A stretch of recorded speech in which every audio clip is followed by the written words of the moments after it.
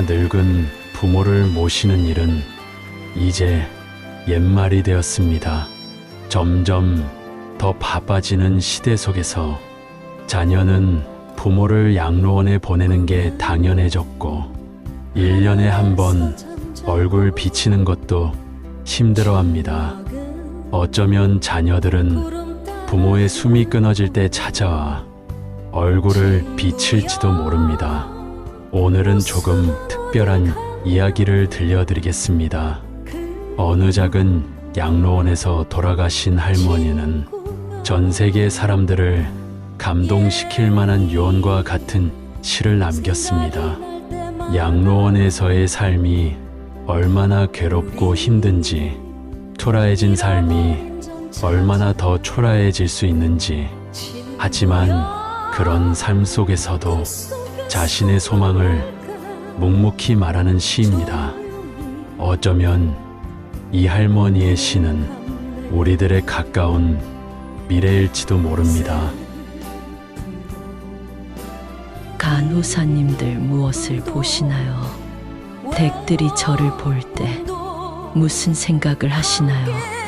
현명하지 않고 변덕스러운 성질과 초점 없는 눈을 가진 투정이나 부리는 늙은 노인으로 보이겠지요. 음식을 흘린다고 핀잔을 주고 대체 왜 대답을 빨리 못하냐고 큰 소리로 말할 때면 전 정말 당신들이 조금 더 노력해 주기를 원했습니다. 당신들이 귀찮다고 나를 함부로 대할 때는 내 마음대로 움직이지 않는 몸뚱이로 저는 정말 용기를 내어 헛손질로 남아 싸우고 싶었던 것이랍니다. 댁들이 하는 일도 못 알아차리는 것 같이 보이고 양말이나 신발 한 짝을 항상 잃어버리는 바보 같은 늙은 노인으로 밖에는 안 보였나요?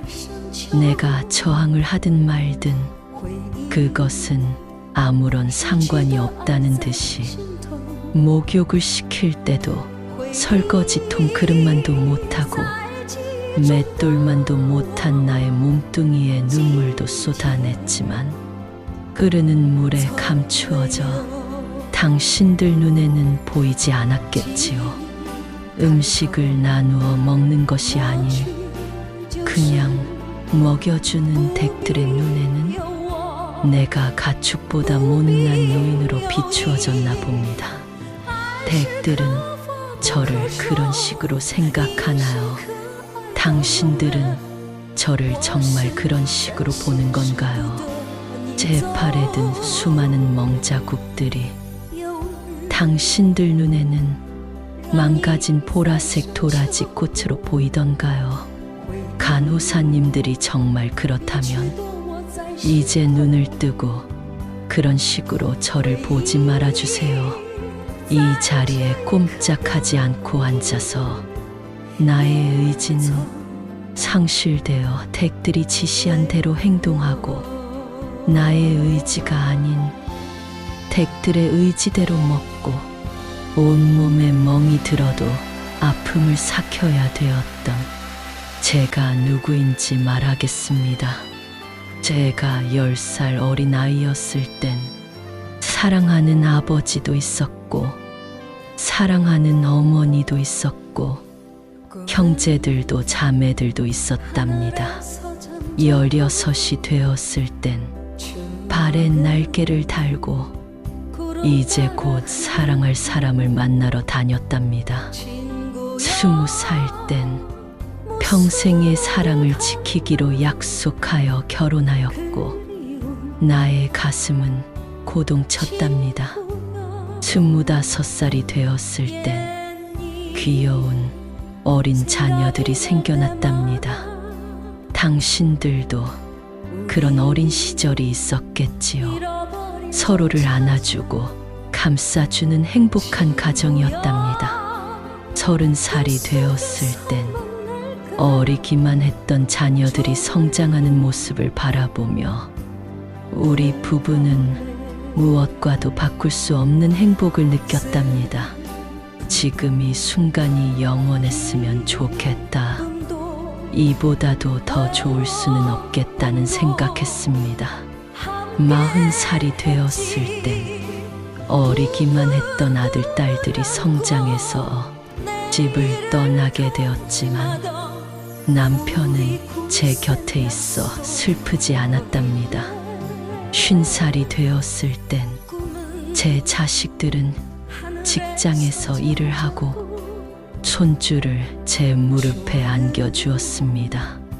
그때 비로소 인생의 맛을 다시 느끼는 제 자신을 알게 되었답니다. 마침내 어두운 날들이 찾아와 내 옆에 있던 이가 먼저 하늘로 떠나게 되면서 앞으로의 삶을 생각해보니 두려운 마음에 몸이 오싹해졌답니다. 좋아하는 사람이 생겨 젊은 시절처럼 사랑도 하고 싶다는 꿈도 꾸어본답니다.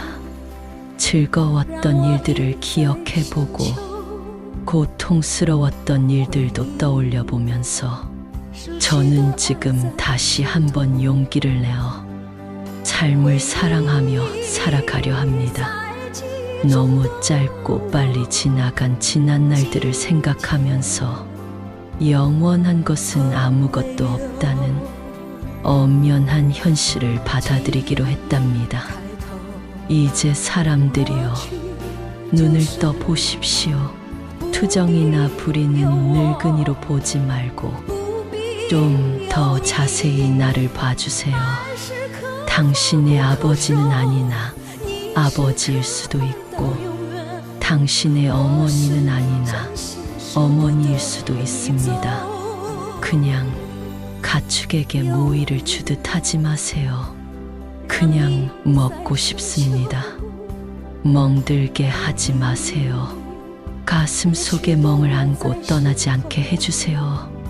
사는 동안에 하나뿐인 나의 간절한 소망입니다. 이 시를 듣고 어떤 생각이 드셨나요? 요양병원과 요양원이 과연 누구를 위해 존재하는 것일까 생각해 보셨나요? 이것은 시대의 흐름에 따라 필요하게 되었고 현재는 없어서는 안 될 산업이 되어버렸습니다. 그곳은 정말 병원일까요? 사실은 모두가 알고 있습니다. 그곳은 죽기 직전까지의 시간을 최대한 버티는 곳이란 걸 말이죠. 만약 양로원에 보내지는 것이 피할 수 없는 시대의 흐름이라면 막연하게 걱정만 하고 있기보다는 노후를 행복하게 보낼 준비를 내가 직접 해야 하지 않을까요? 나이 들어 요양원에 가지 않고 독립하여 노후를 건강하게 보내려면 이것 세 가지만 기억하시면 좋겠습니다. 건강한 노후를 준비하여 양로원에 가지 않을 수 있는 세 가지 방법은 다음과 같습니다. 첫째는 신체 건강 유지하기입니다. 신체 건강은 노후에 있어 매우 중요합니다. 규칙적인 운동을 통해 근력과 유연성을 유지하고 균형 잡힌 식단을 유지하는 것이 중요합니다. 신체 활동은 건강한 심혈관 기능, 뼈 건강, 면역 시스템 강화 등을 도와줍니다. 또한 금연, 음주량 조절, 건강한 체중 유지 등의 습관을 가지는 것도 중요합니다. 건강한 노후를 위해 가장 좋은 운동 중 하나는 유산소 운동입니다. 유산소 운동은 심혈관 기능을 향상시키고 신체의 대사를 촉진하여 신체 건강을 유지하는 데 도움을 줍니다.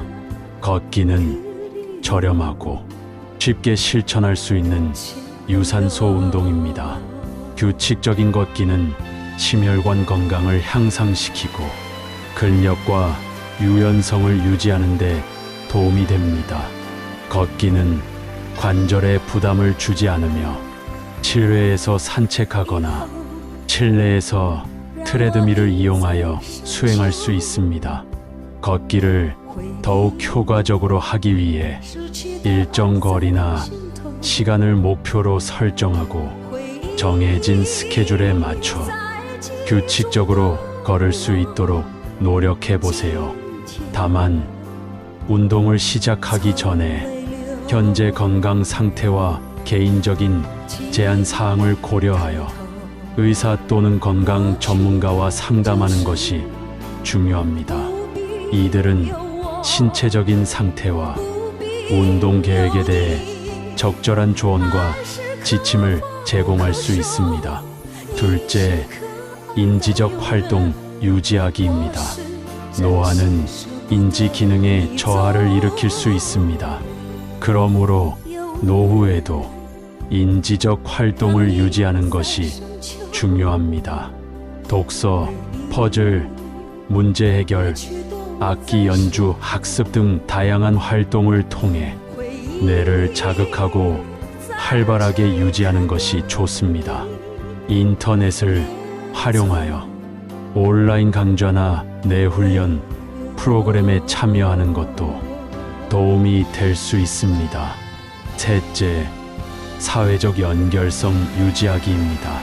사회적인 연결성은 건강하고 행복한 노후를 위해 중요한 요소입니다. 가족, 친구, 이웃과의 교류를 유지하고 커뮤니티 활동이나 취미 동호회에 참여하는 등의 방법으로 사회적 연결성을 유지하세요. 사회적 지원망을 형성하고 사회적 활동에 참여함으로써 외로움을 줄이고 심리적 안정을 유지할 수 있습니다. 예를 들어 봉사활동은 사회적 연결을 형성하고 의미 있는 활동을 함께하는 좋은 방법입니다. 또 지역에서 열리는 행사나 축제에 참여하여 사회적 연결을 형성할 수 있습니다. 지역 공연, 예술 전시회, 마을 축제 등 다양한 행사를 참석하고 이웃들과 대화하며 즐길 수 있습니다. 마지막으로 법륜 스님께서 말씀하신 인생 조언 3가지가 있습니다. 첫째, 행복을 구걸하지 않는 것입니다. 남이 어떻게 나오느냐에 따라서 행복과 불행이 결정된다는 것은 내 인생의 칼자루를 남이 들고 있는 것이나 마찬가지입니다. 남이 어떻게 하든 나는 아무 문제 없다는 생각을 가지고 삶의 중심을 잡고 살아보세요. 둘째, 모르면 묻고 틀리면 고치고 잘못했으면 뉘우치는 것입니다. 이것이 어떤 조건에서도 주눅들지 않고 내가 내 인생의 주인공으로 살아가는 방법입니다.